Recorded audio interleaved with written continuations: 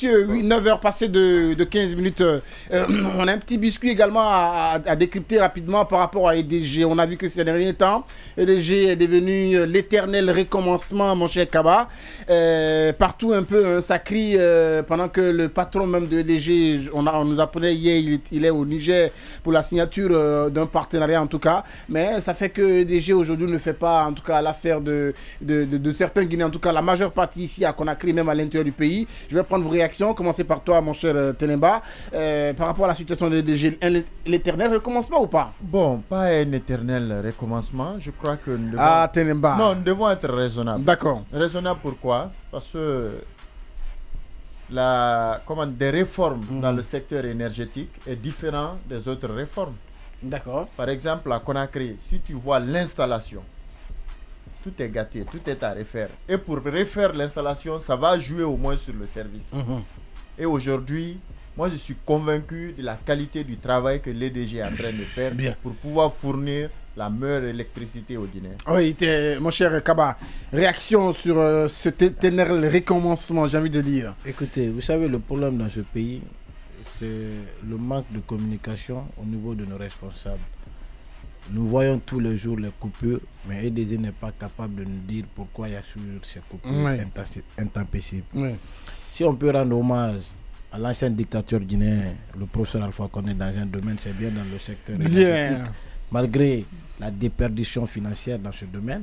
Parce que souvenez-vous qu'à son temps, pendant 11 ans de règne... Qu'est-ce que cela vous explique justement? J'en viens. La Guinée a dépensé plus de 3 000 milliards de dollars et que jusqu'à présent, dans notre pays, nous parlons de problèmes d'énergie. D'accord. Ça veut dire que c'est un problème. Oui, mais Alpha Condé, c'est du passé, comme vous l'avez dit. Aujourd'hui, 3 milliards de dollars. D'accord. Alors, 3 milliards de dollars. Oui, alors dites-nous, qu'est-ce que cela vous explique? Ce qui nous inspire, ça veut dire que ce secteur a été laissé dans la main des apprentis qui ont refusé de faire le travail comme ça devait se faire et qui ont profité de cet argent pour s'enrichir illégalement.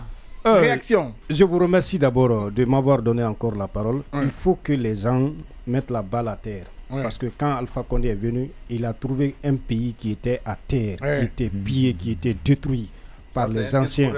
Attendez, s'il vous plaît. Attendez, quand vous prenez la parole, je vous laisse parler. Moi aussi, je prends la parole. Vas-y, Boulkada. Donc, quand je vois les avocats de ces anciens prédateurs en train de parler sur le professeur Alpha Condé, vraiment je tombe de nuit. Concernant le cas de l'électricité, il faut vraiment, moi je pense qu'il y a un manque d'expérience dans la gestion, dans la fourniture de l'électricité dans notre pays. Parce que le professeur Alpha Condé, il s'est battu. Durant 11 ans, il n'y a jamais eu de coupure de courant dans ce pays. Mais en quelque temps, les gens sont venus, ils sont en train de précipiter les choses. Même le bateau qu'on a envoyé, pourquoi le bateau est parti? Pendant que la construction d'un barrage était en cours, n'est pas terminée, n'est pas donc nous sommes dans l'éternel recommencement. Non, attendez, parce que quand les gens font du populisme devant le colonel pour dire que vraiment qu'on peut faire ça, qu'on peut servir le peuple, et que vraiment que le peuple... Moi, j'ai fait 96 heures dans l'obscurité. J'appelle l'EDG, on me dit, on m'envoie quelqu'un. Quelqu'un là ne vient jamais. Ça fait 4 jours, j'ai pas d'électricité chez moi. Vraiment, c'est de... Voilà. Moi, je pense que nous sommes toujours à la carte de départ. Par rapport à l'électricité. Par rapport à l'électricité. Souvenez-vous ce que le régime du président Condé nous disait ici, qu'on était même apte de vendre de l'électricité aux pays voisins, notamment le Mali, la Côte d'Ivoire et la Sierra Leone. Effectivement. Chose qui est absurde d'ailleurs. Effectivement. Il nous parlait de Caleta, des Amaria et des Swapeti. Où en sommes-nous? Ce qu'il faut regretter aujourd'hui, il y a ce qu'on appelle le développement de base. C'est l'électricité, c'est l'eau destinée à la consommation et c'est les infrastructures routières. Jusqu'à présent, nous avons aujourd'hui un régime qui est là, des parvenus dans nos institutions, des gens qui ne sont pas aptes à gérer des pays. Aujourd'hui, nous, on ne fait que souffrir dans nos quartiers. Quand vous quittez en ville pour rentrer chez vous, partout les routes sont barricadées parce que les gens n'ont pas l'électricité. Et quand vous entendez une ville, c'est l'électricité. Alors, à l'allure, est-ce qu'il faut craindre, mon cher Kalissa? Est-ce qu'il faut craindre, parce que les populations également n'hésitent pas à descendre dans les rues, manifester? La dernière en date, c'était à Dabondi, on nous apprenait. Monsieur Tomo, tout ce qui arrive aujourd'hui à la Guinée, les Guinéens l'ont souhaité. Ah bon? Je le dirais comme ça, c'est mon opinion. Pourquoi vous dites ça? C'est mon opinion. D'accord. Il y a la solution dans ce pays. Cette solution, c'est M. Sida Touré. D'accord. C'est un rappel pour les jeunes générations. En 96, quand il était venu, la Guinée n'avait pas de courant, surtout Conakry. Il avait promis en 6 mois qu'il donnera de l'électricité 24 heures sur 24.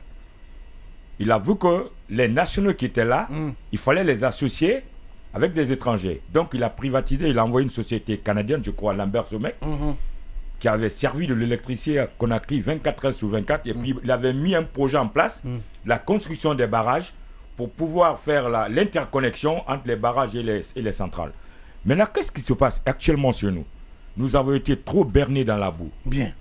Professeur Alpha Condé à son temps, 3 milliards de dollars investis pour l'électricité.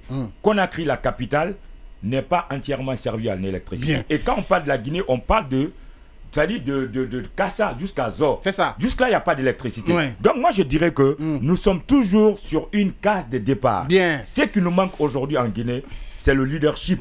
Ce qui nous manque aujourd'hui en Guinée, c'est l'intégrité des hommes intègres.